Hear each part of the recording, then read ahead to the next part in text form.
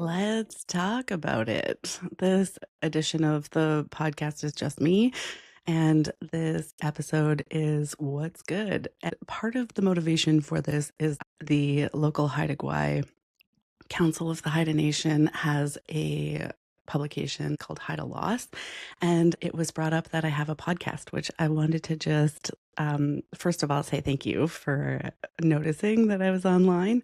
I had figured that it would take a little bit of time before I grew my page. It's great to have a shout out, so I super appreciate that. And it is the intention. I would like to continue on making podcast style material. The Let's Talk About It conversations are going to be coming from the viewership. So a goal in the future for me would be to have 50 subscribers on YouTube. So that's goal number one.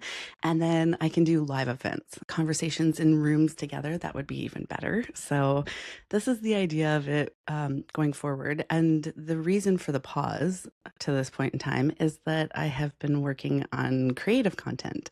And I also have adopted a little bit of a digital nomad style lifestyle at the current moment. One of the good things that I think that maybe has come out of the pandemic is that it has given us so many more tools to be able to meet virtually. And that is one of the ways for the past 7 or so months that I've been able to carry on in a seat in municipal politics. I also think that this is a really good time, and I've been saying it in person-to-person conversations, is that anybody who is interested in municipal politics, right now is a great time to start getting involved and to get out to the meetings at your local communities and think about running. It really is how you affect change, and it really is how the work in your community gets done. So anybody who has had an interest at any point in time, now is a great time. Go and start observing how conversations are currently going and get an idea of where you would like to move conversation for your community in the future, and run in the elections coming up this fall. For anybody who needs to place us on a map, if you're finding my channel and you're far away, I am currently on Haida Gwaii. It is June. I am wearing a toque. It is currently very windy and rainy here. And long term, I am going to be setting my sights ideally on Victoria. But right now, I do hold a municipal seat here and have been here for in-person meetings after attending virtually for a little while. So that was down a long rabbit hole to encourage folks to get involved in your municipal government. I cannot say how much I've learned in the last 3.5 years by getting involved myself, and then seeing positive change in your community and being able to help with some of that is some of the most rewarding work I've ever been part of. So I can't wait to see who else runs next. And it definitely has given me more of an insight of how to be in your community. Now, having said that, I also wanted to bring up Pride, which is something that I just went to. It was a massive event.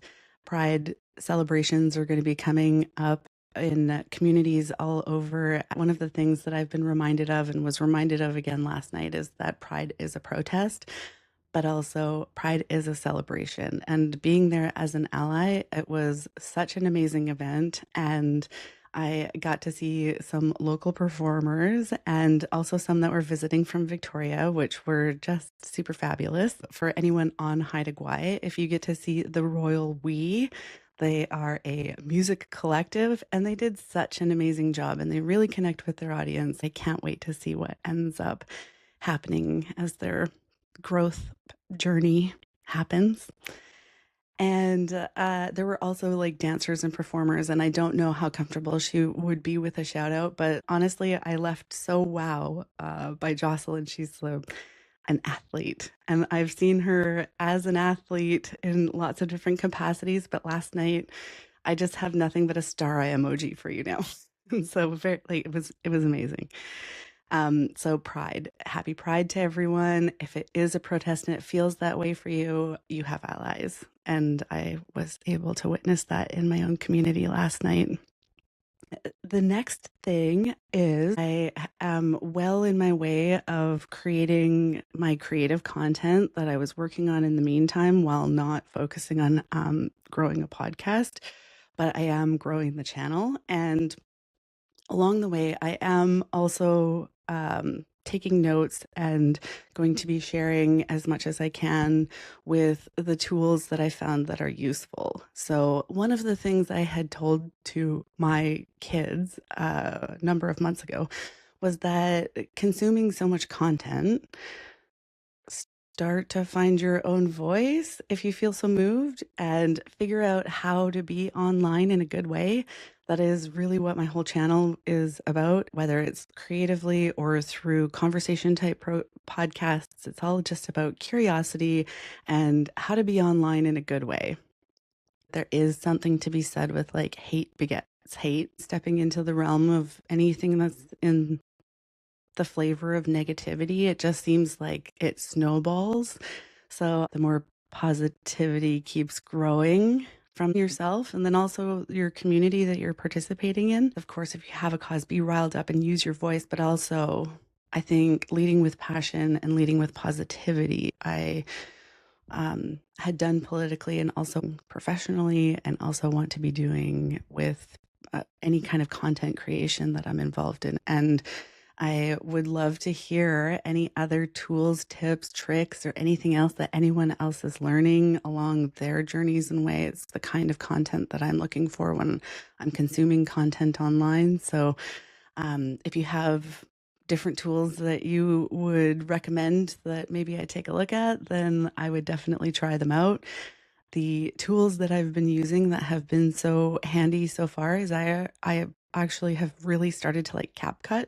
I'm particularly interested in what I can find that is free. I'm trying to make content without it having to cost anything more than my time and a little bit to learn it. So CapCut has been really amazing. And then also Adobe Podcast has been super great for audio assets. And I also am curious about which of the platforms I'm going to end up staying in or on. The ones that I'm trying right now are TikTok, Instagram, Facebook. And I've had Pinterest and LinkedIn before, but I'm really not keeping those up to date. I think YouTube is my favorite. I think YouTube's where I consume the most, and YouTube's where I'm interested to see what it will look like to grow presence on YouTube. So in the last few months, I've gone from 0 subscribers to 13. Thank you for everyone who has subscribed so far. And when I get to 50, then that's when I'll start doing lives on YouTube. I also, there was going to be a link in the description down below. One of them is the feedback form. So Let's Talk About It is the name of the show when I do podcasts. It's also the name of some of my creative work as well. As you're working through the different playlists, you'll see that. I do like long form content. As much as I have been dabbling in shorts, it was mostly because I didn't know about how to produce or have shorts. I have the habit of getting hyper focused on something until I kind of learn it and then go learn more new things and figure out which ones stick and stay.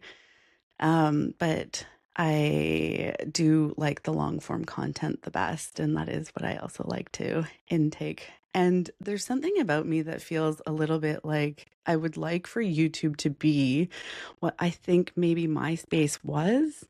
So, anyone back in the day that remembers having a MySpace, I did not have a MySpace, but I also like to create playlists that have music, and it all kind of is what's good recently is what I figure my YouTube channel will end up being. When I was in business school, learning that when you're creating a business, it is figuring out what your customer or consumer or patron wants rather than what it is that necessarily you want.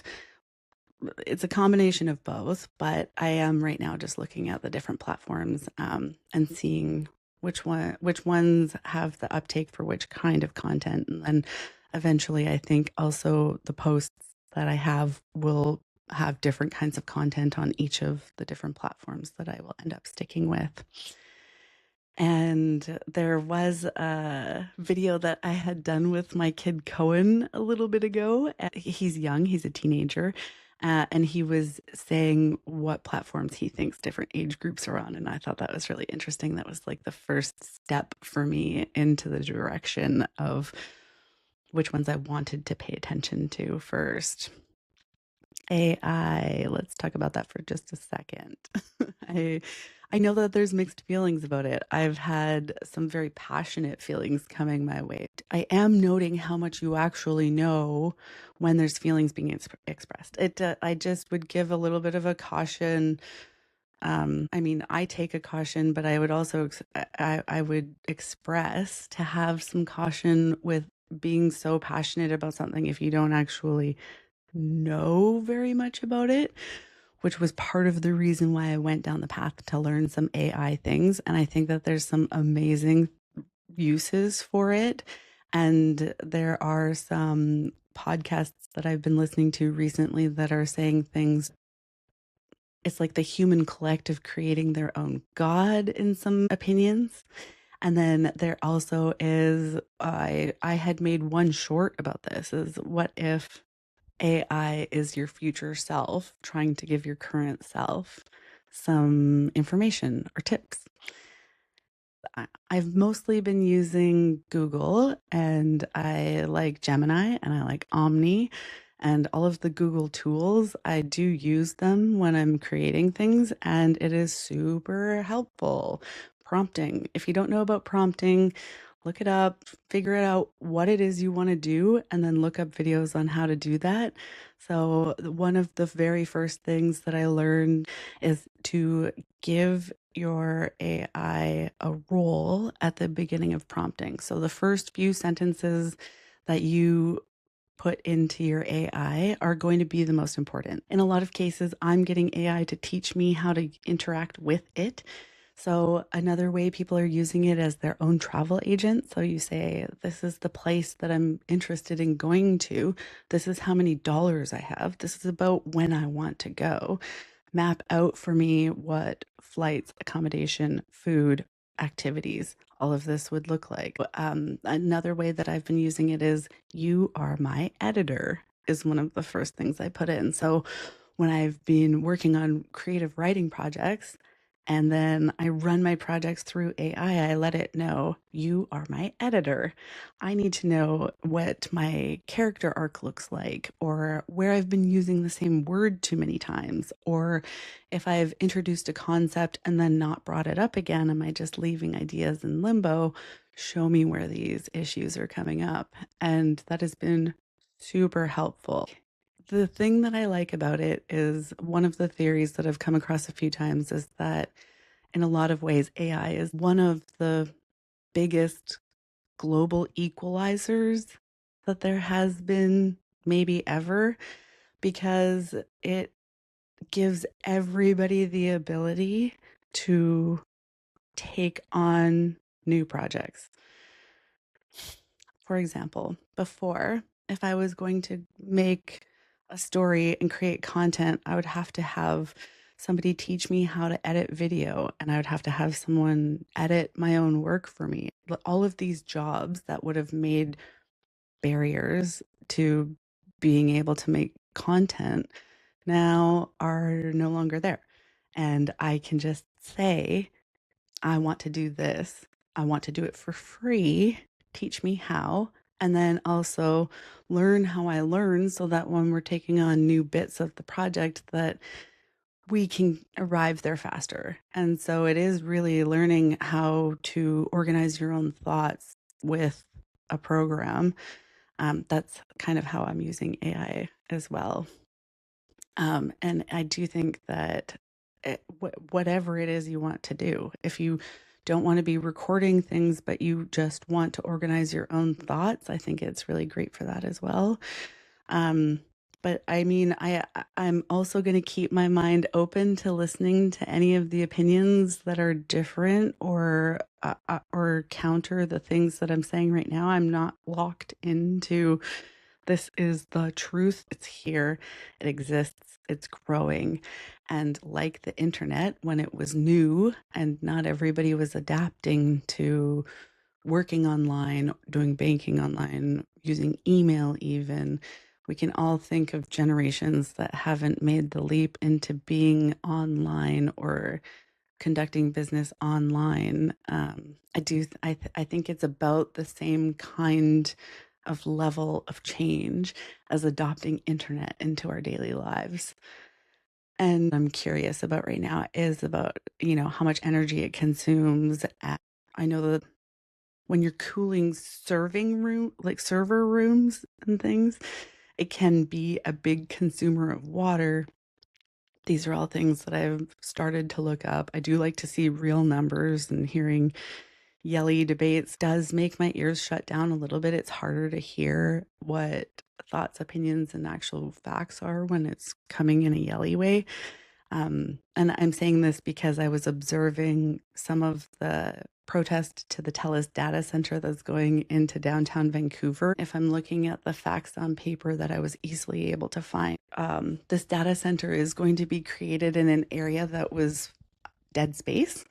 So there's not a lot that could go in that area that they're going to be putting it, because it's above already like a big vent of some kind.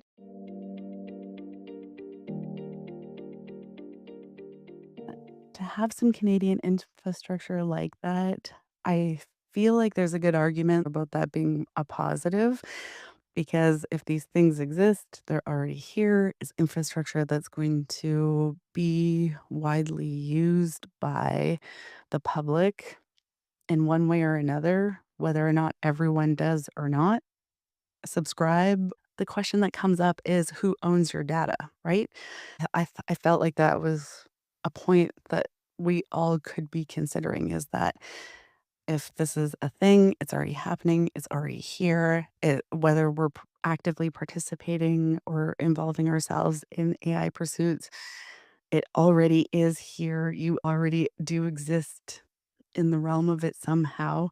And then if the data centers aren't Canadian, well, then it is either from another country or belonging to another corporation.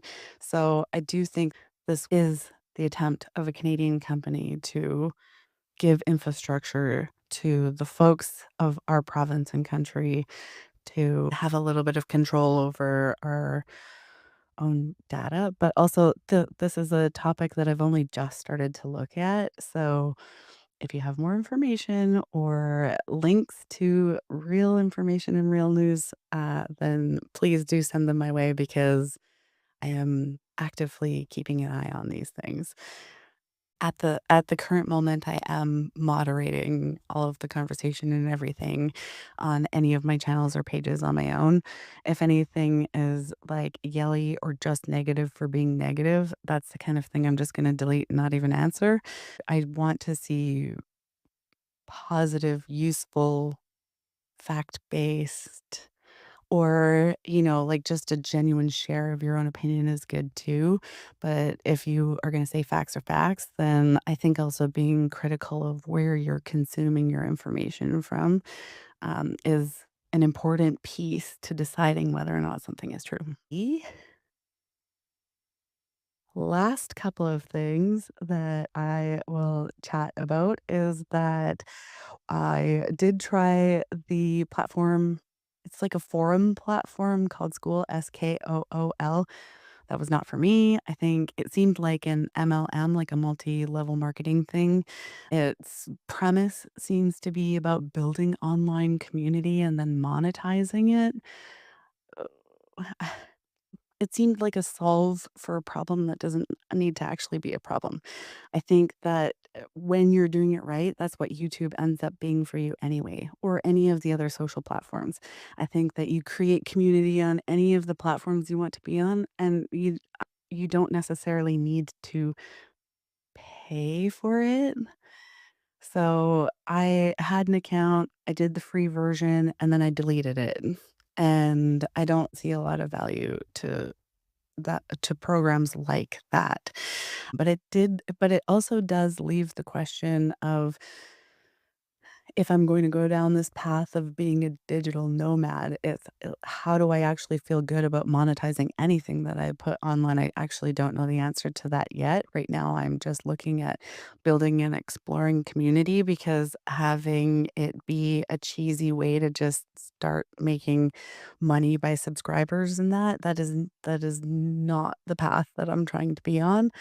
And definitely, I am looking for ways that it's not like selling through a TikTok shop, but also is just like sell, sell, sell, sell, sell product that doesn't seem to be anything that's useful or benefiting people's lives.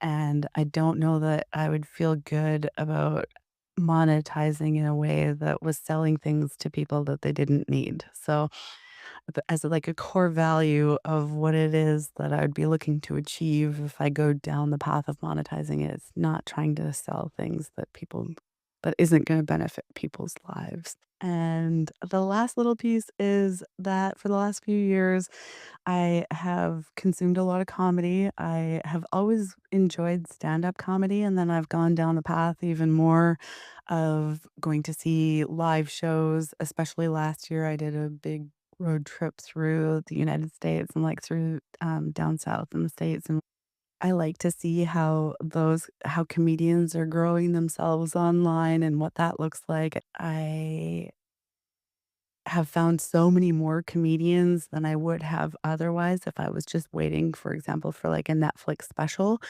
I think social media has done great things for them, and the couple of things that I've seen recently that I would comment on if we're thinking about what's good, um, I did go to see Busboys, in theaters.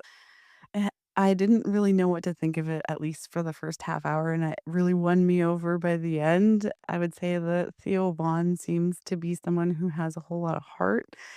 The whole movie ended up having a little bit of a Norm Macdonald vibe. So, if you are someone who found yourself liking movies like Dirty Work back in the day, not to date myself too much, but that came out about when I was in high school, and it had the same kind of feel by the end of the movie. I was happy to have watched the whole way through and given a proper chance, and I've recently canceled my Netflix account because YouTube really is where I'm consuming most things from. But the Kevin Hart roast, I've liked Shane Gillis for a very long time, and I think he did a very good job of navigating through the room of personalities for an event like a roast, which my opinion of roasts is that it's meant to be comedian's way of showing love for someone is what I would ideally like to see. And I think I wasn't really a Chelsea Handler fan before watching that roast, and after watching it now, I think she was just mean. And I don't think that she represented women very well. And then if you watched Kill Tony episodes recently, you will see that he is not the person that she was really setting him up to be because other comedians that were on that roast special ended up being on his show right after. So her opinion on it was very unfounded and very wrong, and she just clearly had a personal vendetta for some reason. Okay, so there will be more podcast episodes coming up soon. Tiffany will join me at some point, and if there is anybody who would like to come on and explore a topic, I am very interested in hearing about it. If you just have a question that you want explored with whatever guests come on in the future, I do have a little running list. I am going to put a link down here. It goes to a Google submission page that just says, here's my question, or a topic I want to come on and talk about, or anything, any ideas that you have. Just Send them on in. Let's Talk About It is the name of the podcast that I am going to be growing and exploring over the next few weeks, months, years, and talking about issues, topics, is how we all learn with and from each other. And if anybody has a camper or a van or something that someone has that they want to just get off their property, let me know. I'm a digital nomad. I am in the market for one of those. Okay, well, thank you for tuning in and thank you for listening and thank you for everyone who has shared so far and know that I'm keeping note of everything that you've sent in and I look forward to any of the future topics or ideas that come forward and be well.